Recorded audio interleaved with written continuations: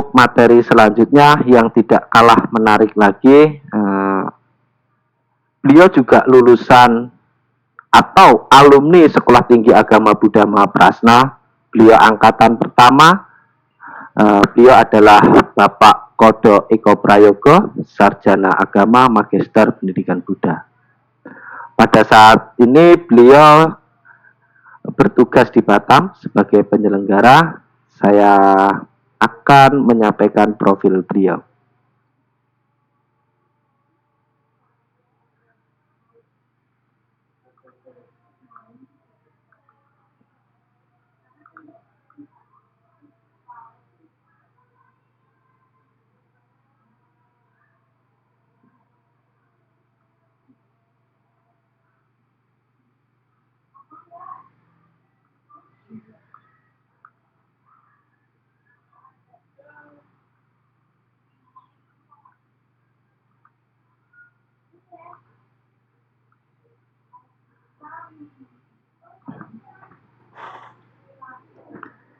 Ini profil beliau. Nama Bapak Kodo Eko Prayogo, Sarjana Agama, Magister Pendidikan Buddha. Beliau saat ini sebagai penyelenggara Bimas Buddha di Kota Batam. Tempat tugas beliau adalah kantor Kementerian Agama Kota Batam. Email beliau adalah kodoekoprayogo@gmail.com. Jika Bapak Ibu semua yang hadir pengen berkomunikasi, bisa dihubungi 0813 7243 6868. Beliau menyelesaikan sekolah pendidikan dasar di SDN 3 Margorjo, Lampung, SMP Negeri 2 Sukoharjo, Lampung, SMA 2 Mei Bandar Lampung, S1 Sekolah Tinggi Agama Buddha Mahaprasna, dan S2 Sekolah Tinggi Agama Buddha Mahaprasna.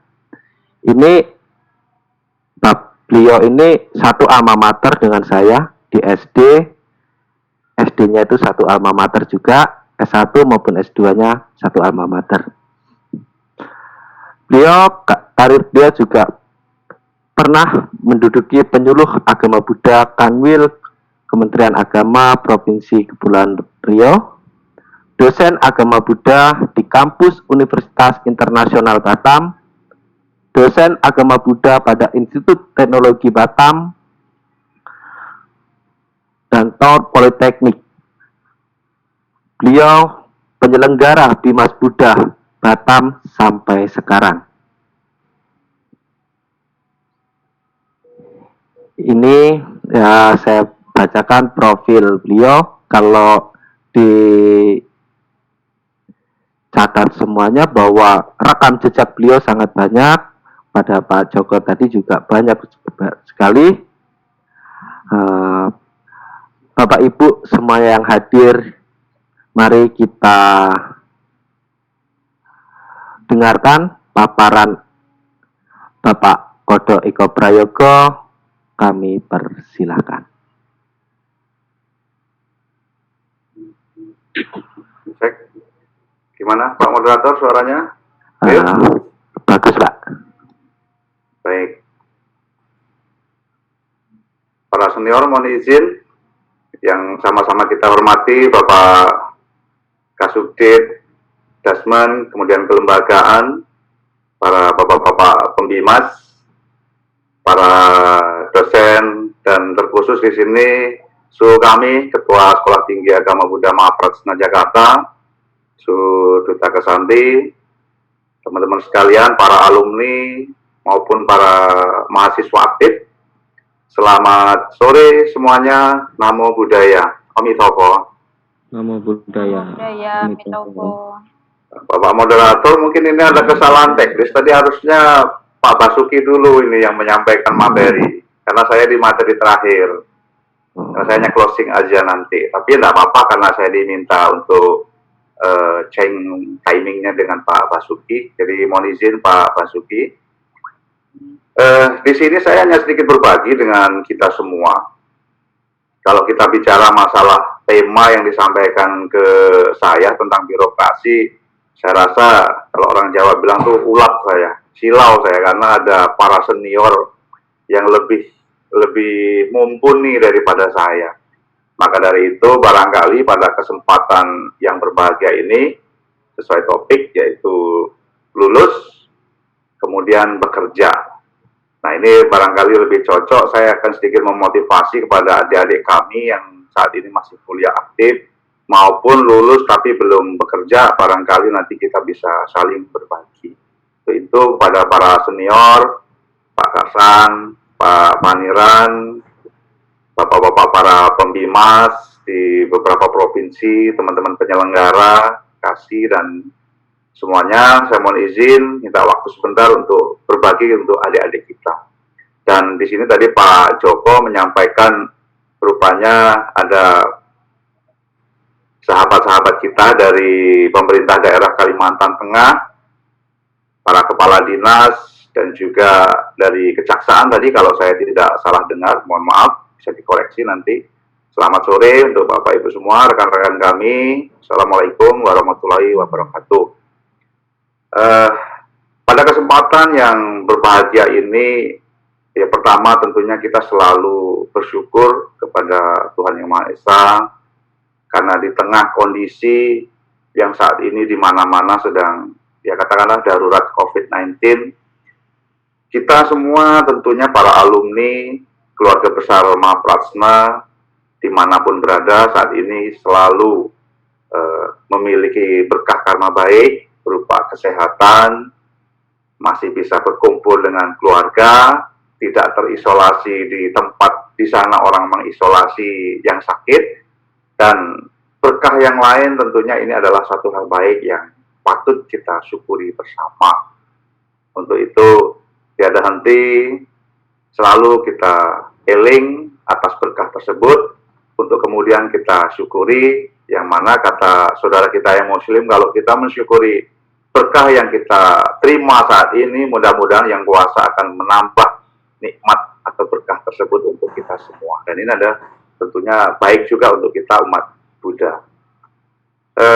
Bapak Ibu sekalian, setiap orang tentunya kita semua punya tujuan hidup. Dari kecil kita barangkali sekolah diajarkan untuk mempunyai cita-cita apa yang nanti suatu saat akan kita capai. Kemudian setelah sekolah, seiring perjalannya waktu tentunya akan berubah. Mindset kita akan berubah. Kita yang tadinya mungkin kecil ingin jadi dokter, jadi tentara atau apa, ketika nanti seiring dengan perjalanan waktu, perjalanan pendidikan kita, keterbukaan pikiran kita akan berubah kembali. Kemudian juga bagi teman-teman yang kuliah tentunya juga punya suatu tujuan. Ketika saya nanti setelah kuliah, saya mau jadi apa?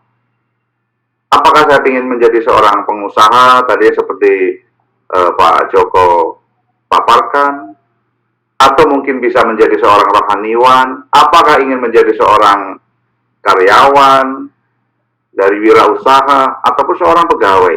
Nah, semuanya tentunya punya keinginan masing-masing. Nah, untuk mencapai tujuan, untuk mencapai, merealisasikan keinginan tersebut, tentunya kita butuh yang namanya perjuangan. Nah, di dalam perjuangan inilah yang akan menentukan bagaimana kita akan meraih mimpi kita. Visi yang akan kita capai itu apa? Nah, disitulah kita akan membekali diri kita dengan ilmu-ilmu selama kita di kampus. Nah, di sini saya berbicara dengan adik-adik kita yang barangkali dari alumni maupun yang masih mahasiswa Mahaprajna. Sangat bersyukur kita sebagai alumni Mahaprajna, saya sendiri juga tentunya mengaturkan terima kasih kepada Pak Paniran dan juga Pak Parwadi, para dosen-dosen, para suhu, yang dulu telah mengajarkan kepada kita semua. Saya tadi menyimak dari Bapak moderator kita, Pak Nyaman, sangat terharu. Ternyata dari sekian banyak alumni dari Mahaprajna, 90 sekian persen tadi disampaikan Bapak Moderator, semuanya sudah bisa bekerja.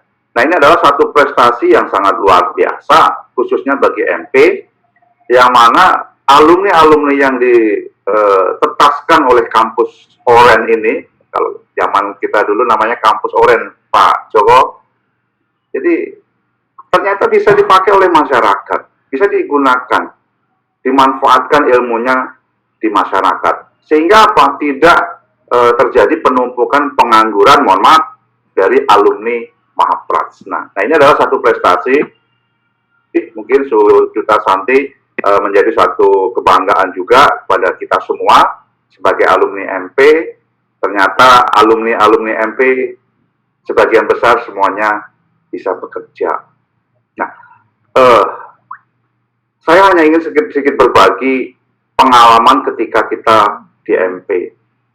Pada waktu itu tentunya banyak sekali persoalan-persoalan, khususnya kami sebagai angkatan pertama, banyak persoalan-persoalan di kampus, baik itu di dalam internal mahasiswa maupun dengan pihak asrama, di mana setiap hari kita harus berhadapan dengan papan pedang, siangpan, harus berhadapan dengan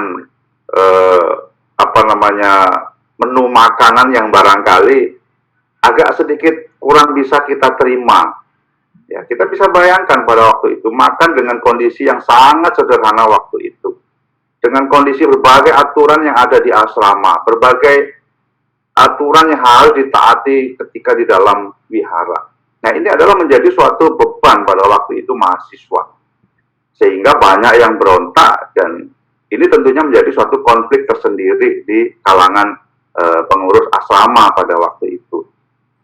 Bagi mahasiswa sendiri itu adalah suatu hal yang membosankan, memuakkan, di mana tadi Pak Joko sampaikan, tidak boleh merokok di dalam asrama, kemudian tidak boleh pacaran, lalu juga tidak boleh kita melakukan hal-hal yang kurang beretika di asrama, dan berbagai aturan semua ada di situ.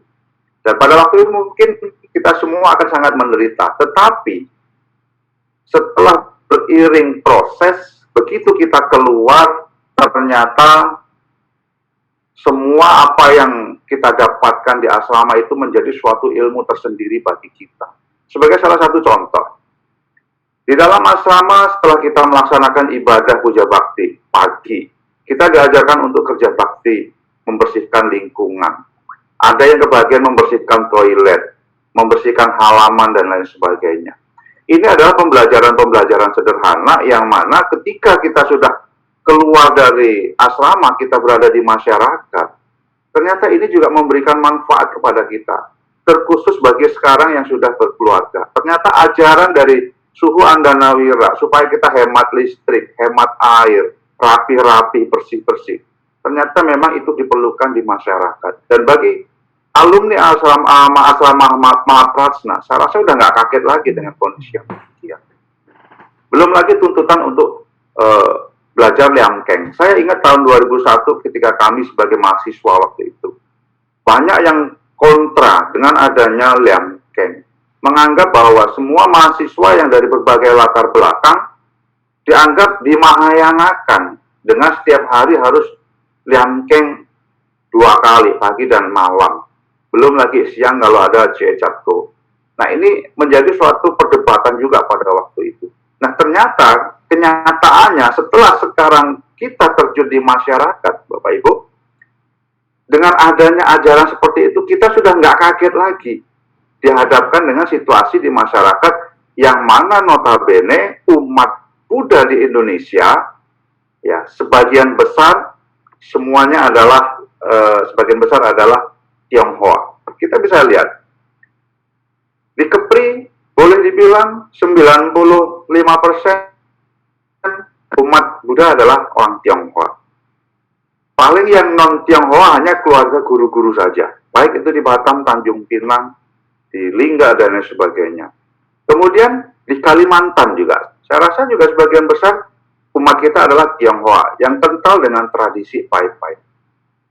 Lalu di Sumatera Utara, ya, dan di tempat-tempat lain, saya rasa basis-basis umat Buddha yang banyak ada di beberapa provinsi ini mayoritas adalah umat Tionghoa. Yang mana umat Tionghoa ini lebih identik ibadahnya dengan tradisi. Nah, ketika alumni-alumni Mahaprasna keluar bersinggungan dengan mereka, menyatu dengan kehidupan mereka, kita sudah terbiasa, sudah nggak heran lagi, sudah nggak kaget. Bahkan ketika kita, mohon maaf, lihat muka belok, mata belok, mukanya muka Javanis begini, ketika kita bisa pegang sutra, apalagi ada yang hafal, kemudian juga ada yang pegang faci, orang akan heran, kok ada orang yang bukan Tionghoa, matanya ndak sipit, tapi bisa liamkeng. Nah, ini ternyata menjadi suatu nilai tambah tersendiri.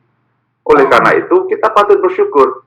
Ya, ilmu yang diterapkan di kampus Mahaprasna ternyata bermanfaat ketika kita aplikasikan di masyarakat. Kita ada satu nilai tambah. Ya, kita bukan bermaksud untuk mendiskreditkan dari yang lain. Bapak Ibu sekalian, belajar liamkeng, saya rasa akan lebih sulit dibandingkan dengan kita belajar parita Pali. Saya dari kecil ya terbiasa di Lampung itu dengan parita versi Budayana. Kuliah menekunin Mahayana. Begitu kita terjun di masyarakat, dan pada waktu itu saya di Batam, tempat saya mengabdi yang pertama adalah Wihara Theravada. Jadi dengan adanya kondisi begini, ternyata sudah tidak membuat kita menjadi asing lagi dengan tradisi keagamaan yang kita hadapi. Jadi kita mau ketemu dengan Mahayana, Budayana, Theravada, kita sudah nggak canggung lagi. Nah, saya berharap adik-adik teman-teman mahasiswa juga begitu.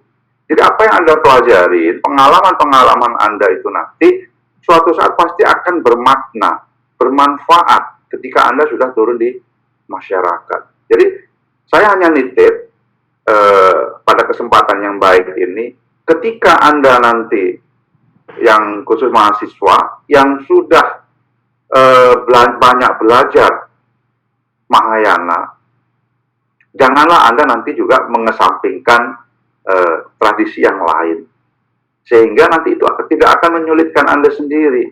Saya ingat betul dosen saya waktu itu Pak Tarso, Pak Sutarso Diwana. Barangkali beliau hadir di sini, Pak. Saya ingat betul Bapak pada waktu itu menyampaikan pesan kepada kami. Jadi ketika Anda menjadi mahasiswa, silahkan Anda belajar sesuai dengan yang Anda pelajari.